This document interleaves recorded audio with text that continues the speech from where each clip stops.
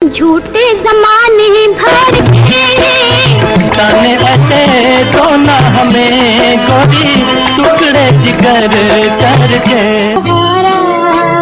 तो गए मंदिरों के पुजारी, गूंजती है मुरलियाँ तुम्हारी।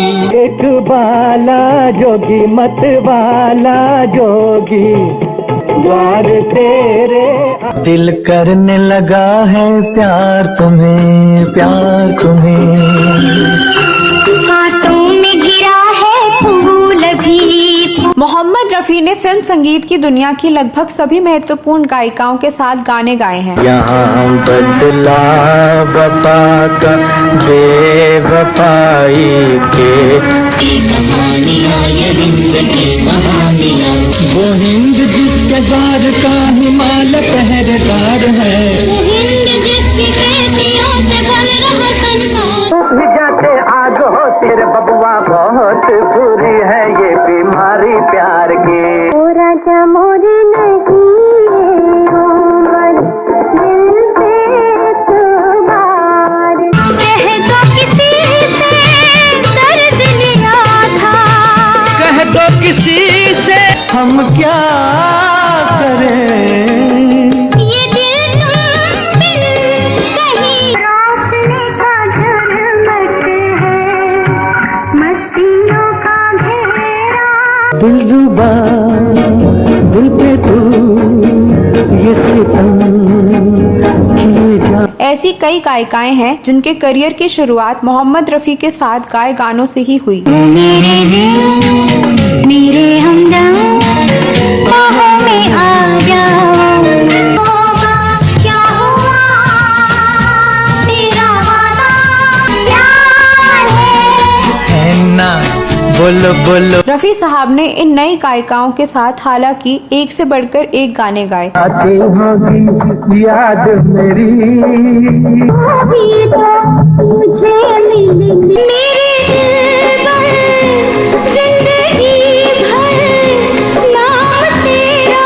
लेकिन इस वीडियो में एक नई गायिका के साथ गाए मोहम्मद रफी के उस गाने के बारे में बात करने जा रही हूँ, जिसे गाने के बाद रफी साहब ने अपने से आधी उम्र की उस गायिका से माफी मांगी थी। आखिर क्यों? ऐसा क्या हुआ कि रफी साहब ने माफी मांगी? कौन सा वह गाना है और क्या है उस गाने के बनने की कहानी? इस वीडियो में जानेंगे और भी बहुत कुछ। आप बने रहिए हमारे साथ।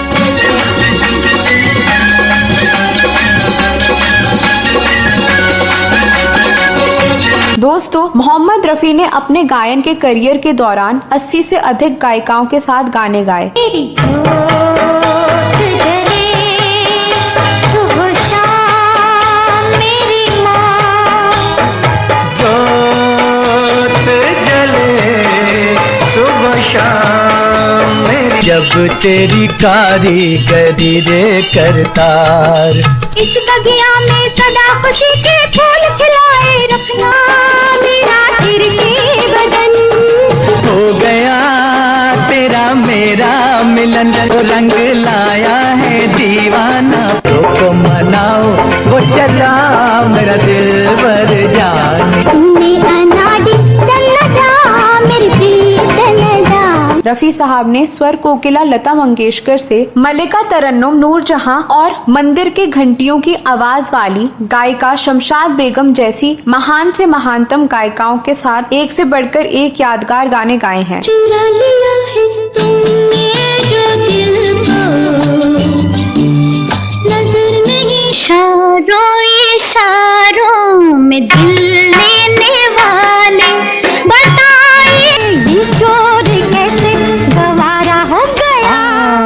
आँखों की आँखों में इशारा। रफी साहब ने कंचन, हेमलता, सुलक्षणा पंडित, अनुराधा पौडवाल, विजेता पंडित, सुषमा श्रेष्ठ, उषा टिमोथी, चंद्रानी मुखर्जी, आरती मुखर्जी, कृष्णा मुखर्जी, सागरिका मुखर्जी, कविता कृष्णमूर्ति, दिलराज कौर और ज्योति मतमानकर जैसे बाद के दौर की गायिकाओं के साथ भी गाने गाए। तू रात खड़ी थी छत पे, निम समझा के चांद निकला। मेरी जुल्फ है नागन तो बुरे दिन बस तेरे, हम तुम पे मर मिटेंगे, तुमको खबर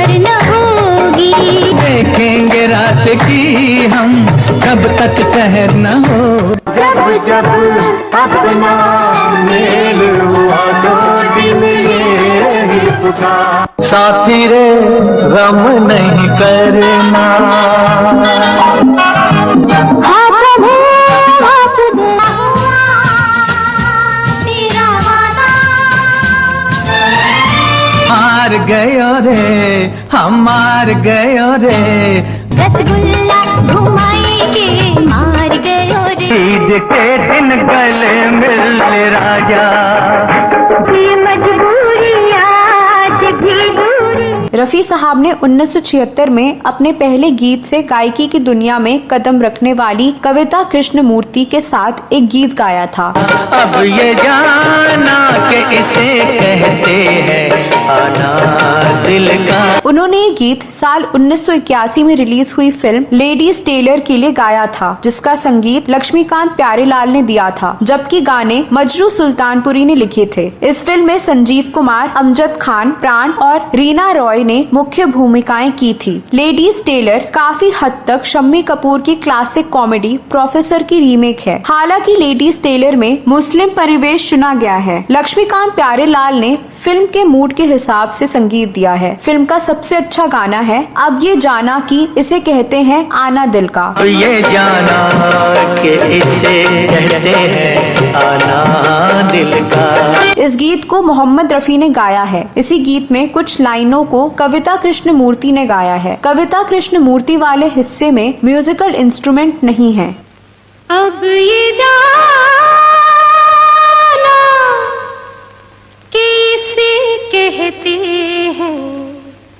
कविता कृष्णमूर्ति ने अलग अलग इंटरव्यू और अलग अलग कार्यक्रमों में इस गीत और रफी साहब से जुड़ी यादों को शेयर किया। But as far as we are concerned, he is not lesser than a god to us. मतलब हम सब उनको भगवान ही मानते हैं और मैं बहुत लकी हूँ कि मुझे एक बार उनके साथ गाने का मौका मिला। वो मैं जब उनके साथ गाई इस फिल्म में लेडीज टेलर में, जब मेरा गाना उनके साथ हुआ तब हमें को नहीं था कि वो बहुत बड़े आर्टिस्ट हैं, और वो तो मालूम था पर और मैंने सबसे सुना हुआ था कि कितने बड़े इंसान हैं, पर उस दिन मुझे honestly I got to know it personally, क्योंकि लेडीज टेलर में ऐसे था पूरा गाना उनका था। अब ये जाना कैसे कहते हैं कि आना दिल। अब ये जाना कि इसे कहते हैं आना दिल का। अब वो पूरा गाना होने के बाद लक्ष्मीकांत प्यारेलाल जी की म्यूजिक में 2 लाइन्स, मेरे सिर्फ 2 लाइन हमिंग था, तो लक्ष्मी जी बुला लिए मुझे और तब रफी साहब माइक पे, मतलब शुरू हुआ है उनका फाइनल मतलब रिहर्सल होगी, तो वो महबूब स्टूडियो में वो सिंगर्स कैबिन में मुझे क्वाइटली सोफा में बिठा दिया वहां पे, जो ब्लैक सोफा पीछे, और रफी साहब ऐसे माइक पे खड़े कि लक्ष्मी जी बोले ये गाना ध्यान से सुन लीजिए, आपको अंतरे अंतरे कुछ नहीं गाने, सिर्फ मुखड़े के 2 लाइन आप गाते गाते आप थोड़ा उसको बाय हार्ट कर लीजिए, क्योंकि उसके बाद ये 2 लाइन आपको गाना है। मैं बहुत घबराई हुई बैठी, क्योंकि अगर मैं थोड़ी भी हिलूं या मेरा हैंडबैग की भी आवाज आ जाए या मेरे, तो it's going to disturb him, because those days everything was live with the orchestra. Sir मैं वहां बैठी तो उनके पैर छुए और मैं बैठ गई।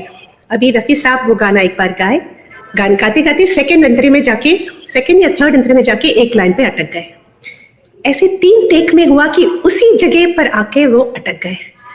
3 टेक होने के बाद फिर लक्ष्मी जी दरवाजा खोल के महबूब बोले रफी साहब मैं आपको बताता हूँ ये ऐसा ऐसा है कि वहां पे जहाँ पे आप हंस रहे हैं ऐसा ऐसा।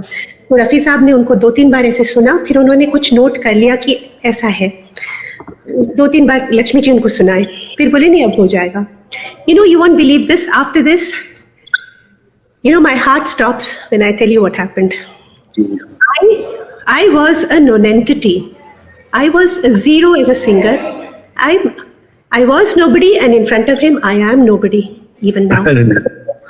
This great man just turns towards me and he does this. He says, "Sorry, आपको मेरी वजह से यहाँ बैठना पड़ा है। मैं वहाँ पे आके मैं I make a mistake और आपका मतलब टाइम जाया हो रहा है कि मेरी I can't tell you the exact words. I was too emotional at that time. I just heard him saying that I'm sorry, I'm making you wait. This was the gist of the thing. I had tears and I said, Rafi साहब, you know, it's such an honor कि मैं यहाँ बैठ के आपको सुन रही हूँ. आप प्लीज ऐसे ना कहिए.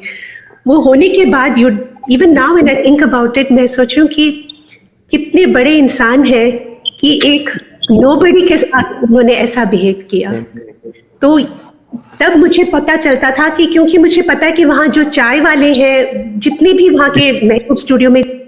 तो दोस्तों, ऐसी थी रफी साहब की महानता। आप इस बारे में क्या कहना चाहते हैं? कमेंट बॉक्स में अवश्य लिखें। इस वीडियो में बस इतना ही। इस वीडियो में दी गई जानकारी आपको कैसी लगी? अगले वीडियो में फिल्मों और गीतों के बारे में कोई और जानकारी लेकर आऊंगी। तब तक के लिए नमस्कार।